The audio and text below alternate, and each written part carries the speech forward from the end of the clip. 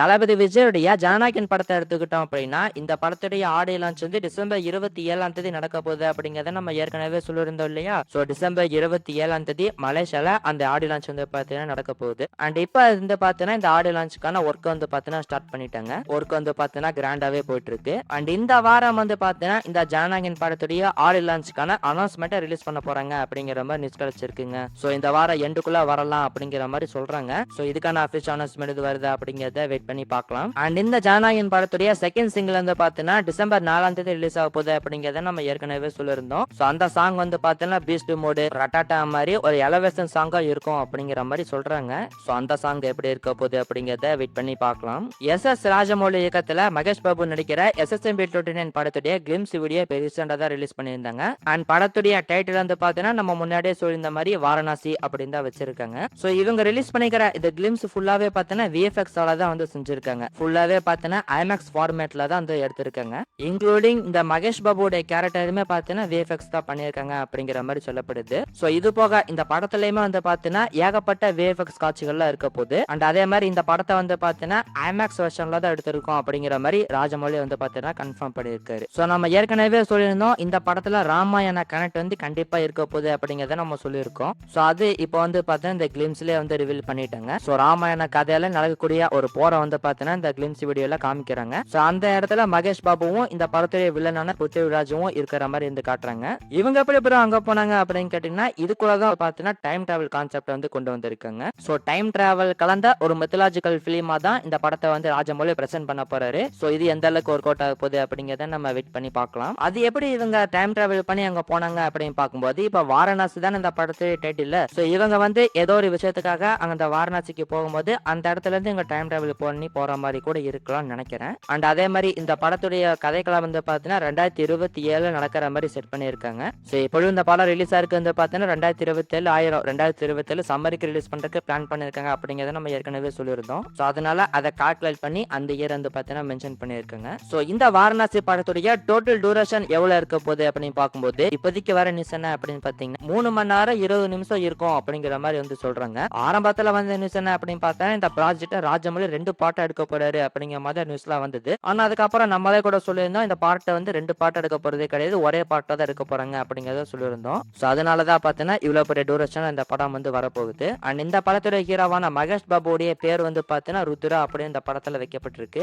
And இந்த வாரணாசி படத்துடைய budget எவ்வளவு அப்படின்னு பார்க்கும்போது ஆரம்பத்துல வந்து பாத்தீங்கன்னா 1000 கோடி ரூபாய் பட்ஜெட்ல இந்த படம் உருவாகுது அப்படிங்கிற மாதிரி நியூஸ்லாம் வந்தது. சோ பட்ஜெட்டே 1000 கோடினா அப்ப படத்துடைய கலெக்ஷன் எவ்வளவு இருக்கும் அப்படிங்கிற மாதிரிலாம் அப்பவே பேசிட்டு இருந்தாங்க இல்லையா. சோ இப்ப வர நியூஸ் என்ன அப்படின்னு பாத்தீங்கன்னா இந்த படத்துடைய பட்ஜெட் வந்து 1200 கோடி அப்படிங்கிற மாதிரி சொல்றாங்க. சோ இவங்க ரிலீஸ் பண்ணிக்கிற இந்த கிளிம்ஸ்க்காகவே வந்து பாத்தீங்கன்னா 25 கோடி ரூபாய் செலவு பண்ணிருக்காங்க அப்படிங்கிற மாதிரி சொல்லப்படுது. சோ 1200 கோடி ரூபாய் பட்ஜெட்ல இந்த படம் உருவாயிருக்கு அப்படின்னா இந்த படம் எப்படி இருக்க போகுது அப்படிங்கறத நம்ம பார்க்கணுங்க. சோ இதை பத்தி உங்களோட ஒப்பீனியன் என்ன அப்படிங்கறத கமெண்ட்ல சொல்லுங்க. அண்ட் நீங்க இந்த வாரணாசி படத்துடைய கிளிம்ஸை பாத்துட்டீங்களா? அப்படி பாத்துட்டீங்கன்னா உங்களோட ஒப்பீனியன் என்ன அப்படிங்கறத இந்த வீடியோடைய கமெண்ட் செக்ஷன்ல சொல்லுங்க. ஆக்டர் சூர்யாவுடைய கருப்பு படத்தை எடுத்துக்கிட்டோம் அப்படின்னா இந்த படத்துடைய பேட்ச் ஆஃப் ஷூட்டிங் வந்து ஸ்டார்ட் ஆகி போயிட்டு இருக்கு அப்படிங்கறத நம்ம ஏற்கனவே சொல்லியிருந்தோம் இல்லையா. சோ இப்ப பாத்தீங்கன்னா EVP பிலிம் சிட்டில இந்த படத்துக்கான ஷூட்டிங் வந்து பாத்தீங்கன்னா போயிட்டு இருக்கு. சோ இப்ப பாத்தீங்கன்னா இன்னும் ஒரு வாரத்துக்குள்ள இந்த கருப்பு படத்துடைய பேட்ச் ஆஃப் ஷூட்டிங்க முடிச்சிருவாங்க அப்படிங்கிற மாதிரி நியூஸ் கிடைச்சிருக்குங்க. சோ இதுக்கிடையில சாய் அப்படிங்கிற வந்து பாத்தீங்கன்னா நெக்ஸ்ட் அப்டேட் ஜூன் அப்படிங்கிற மாதிரி போட்டிருக்காரு. சோ கருப்பு படத்துடைய செகண்ட் சிங்கிள் வந்து பாத்தீங்கன்னா சீக்கிரமா ரிலீஸ் ஆக போகுது. இந்த மாசம் எண்டுக்குள்ள கருப்பு படத்துடைய செகண்ட் சிங்கிளா எதிர்பார்க்கலாம் அப்படிங்கறத நம்ம ஏற்கனவே சொல்லியிருந்தோம். அண்ட் அதே மாதிரி இந்த கருப்பு படத்துடைய ரிலீஸ் டேட் அனௌன்ஸ்மெண்ட்டுமே பாத்தீங்கன்னா இந்த மாசமே நம்ம எதிர்பார்க்கலாம். சோ அதை சீக்கிரமா அனௌன்ஸ்மெண்ட் பண்ணாங்கன்னா நல்லா இருக்கும். என்ன பண்ண போறாங்க அப்படிங்கறத நம்ம வெயிட் பண்ணி பார்க்கலாம். தலைவர் 173 ப்ராஜெக்ட் எடுத்துக்கிட்டோம் அப்படின்னா இந்த படத்தை யாரு தாப்பா டைரக்ட் பண்ண போறா அப்படிங்கிற கேள்வி இப்ப நிறையவே போயிட்டு இருக்கு. சோசியல் மீடியால வந்து பாத்தீங்கன்னா ஏகப்பட்ட ரூமர்ஸ் எல்லாமே வந்துட்டு இருக்கு. சோ இதுக்கு இடையில வந்து பாத்தீங்கன்னா ஆக்டர் தனுஷ் அவர் வந்து இந்த படத்தை டைரக்ட் பண்றதுக்கான வாய்ப்பு இருக்கு அப்படிங்கிற மாதிரி நியூஸ்லாம் வந்துட்டு இருக்கு. சோ இது வந்து பாத்தீங்கன்னா கம்ப்ளீட்டா ரூமர் தான், சோசியல் மீடியால கொளுத்தி போடப்பட்ட ரூமர் தான் இது. அண்ட் அதே மாதிரி இப்போ புதுசா வர ரூமர் என்ன அப்படின்னு பாத்தீங்கன்னா நம்ம சிறுத்தை சிவா அவர் வந்து இந்த படத்தை டைரக்ட் பண்றதுக்கான வாய்ப்பு இருக்கு அப்படிங்கிற மாதிரி எல்லாம் சொல்லிட்டு இருக்காங்க. அண்ணாத்த படத்துக்கு அப்புறமா இன்னொரு சான்ஸ் சூப்பர் ஸ்டார் கொடுத்துருவாரா இவருக்கு, ஒரு லாஜிக் வேணா. சோ இதுவுமே வந்து பாத்தீங்கன்னா கம்ப்ளீட்டா ரூமர் தான். இப்போதைக்கு வந்து பாத்தீங்கன்னா இந்த தலை 173 ப்ராஜெக்ட்டை யார் டைரக்ட் பண்ண போறா அப்படிங்கிறது கிளியரா தெரியல. அண்ட் அதே மாதிரி வந்து பாத்தீங்கன்னா இன்னும் டேரக்டர் வந்து கன்ஃபார்மே ஆகல. நிறைய பேர்கிட்ட டாக்ஸ் போயிட்டு இருக்கு அப்படிங்கிற மாதிரி சொல்றாங்க. அண்ட் சீக்கிரமா ஒரு டேரக்டரை கமிட் பண்ணிடுவாங்கன்னு நினைக்கிறேன். சோ இதுக்கான அஃபிஷியல் அனௌன்ஸ்மெண்ட் இது வருதா அப்படிங்கறத நம்ம வெயிட் பண்ணி பார்க்கலாம்.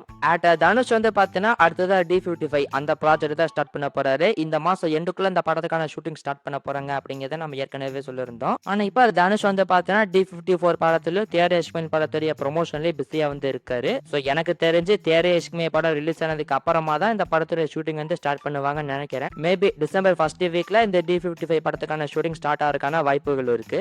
ஸோ இந்த படத்தை பத்தி இப்ப லேட்டஸ்டா வர நியூஸ் என்ன அப்படின்னு பாத்தீங்கன்னா, நம்ம ஏற்கனவே சொல்லியிருந்தோம் இந்த படத்துல ஆக்ட்ரஸ் பூஜா ஹெட்டே அவங்க தான் ஃபிலிம் பண்ண போறாங்க அப்படிங்கறத நம்ம ஏற்கனவே சொல்லியிருந்தோம். ஆனா இப்ப வர நியூஸ் என்ன அப்படின்னு பாத்தீங்கன்னா, ஆக்ட்ரஸ் சாய் பல்லவி அவங்க தான் இந்த படத்துல ஃபிலிம் பண்ண போறாங்க அப்படிங்கிற மாதிரி நியூஸ் கிடைச்சிருக்குங்க. சோ ஒருவேளை சாய் பல்லவி இந்த படத்துல நடிக்கிறாங்க அப்படின்னா ஆஃப்டர் மாரி 2 படத்துக்கு அப்புறமா தனுஷ் கூட செகண்ட் டைம் கொலாபரேஷனா இருக்கும். அண்ட் அதே மாதிரி ஆஃப்டர் அமரன் படத்துக்கு அப்புறம் ராஜ்குமார் பெரியசாமி கூட செகண்ட் டைம் கொலாபரேஷனா இருக்கும். ஆனா இப்போதைக்கு இது கன்ஃபார்மா அப்படிங்கிறது கிளியரா தெரியல. ஆனா பூஜா ஹெட்டே இந்த படத்துல இருந்து விலகிட்டாங்க, இப்போ சாய் பல்லவி தான் நடிக்க போறாங்க அப்படிங்கிற மாதிரி சொல்றாங்க. சோ இதுக்கான அஃபிஷியல் அனௌன்ஸ்மெண்ட் இது வருதா அப்படிங்கறத நம்ம வெயிட் பண்ணி பார்ப்போம்.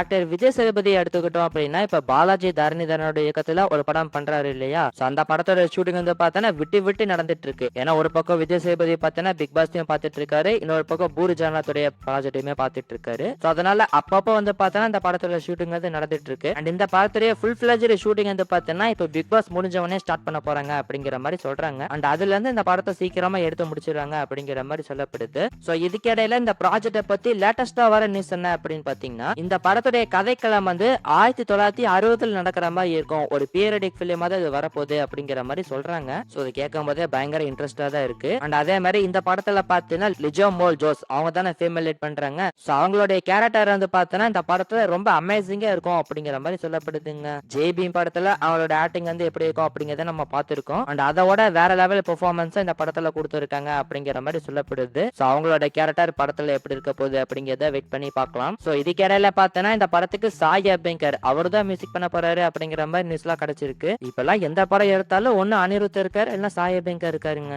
சோ இவங்க 2 பேரும் இருக்கிறது பிரச்சனை இல்ல. அனிருத் கூட வேரியேஷன் காட்டி நல்ல நல்ல பாடல்கள் எல்லாம் கொடுக்கறாரு. ஆனா நம்ம சாய் அபியங்கர் வந்து பார்த்தோன்னா ஒரே மாதிரி பாடல்கள் தான் கொடுத்துட்டு இருக்காரு. சோ கொஞ்சம் சேஞ்ச் பண்ணி நல்ல நல்ல பாடல்களை கொடுத்தாருன்னு நல்லா இருக்கும். சோ இதை பத்தி உங்களோட ஒப்பீனியன் என்ன அப்படிங்கறத கமெண்ட்ல சொல்லுங்க. ஆக்டர் கவினுடைய மாஸ்க் திரைப்படம் இந்த வாரம் தியேட்டர்ஸ்ல ரிலீஸ் ஆக போகுது. சோ இப்போ இந்த படத்தை பார்த்தோன்னா சென்சார் பண்ணிட்டாங்க. படத்துக்கு பார்த்தோன்னா யூபரி சர்டிபிகேட் கொடுத்துருக்காங்க. அண்ட் படத்துடைய டியூரேஷன் வந்து பார்த்தோன்னா 2 மணி நேரம் 7 நிமிஷங்க. சோ ரொம்ப ரொம்ப ஷார்ட் அண்ட் கிறிஸ்பியான திரைப்படமா தான் இது வந்திருக்கு. சோ இதுல எந்த அளவுக்கு ஸ்கிரீன் பிளே பண்ணிருக்காங்க, எந்த அளவுக்கு எங்கேஜிங்கா அது இருக்க போகுது அப்படிங்கறத நம்ம வெயிட் பண்ணி பார்க்கலாம். சோ இது போக இந்த மாஸ்க் படம் வந்து பார்த்தோன்னா கவின் அவர்களுக்கு ஒரு பயங்கரமான கம்பேக் ஃபிலிமா இருக்கும். டாடா படம் வந்து எந்த அளவுக்கு வெற்றி அவருக்கு கொடுத்துச்சோ அதோட பயங்கரமான வெற்றியை இந்த படம் அவருக்கு கொடுக்க போகுது அப்படிங்கிற மாதிரி சொல்றாங்க. சோ இதை பத்தி உங்களோட ஒப்பீனியன் என்ன அப்படிங்கறத கமெண்ட்ல சொல்லுங்க.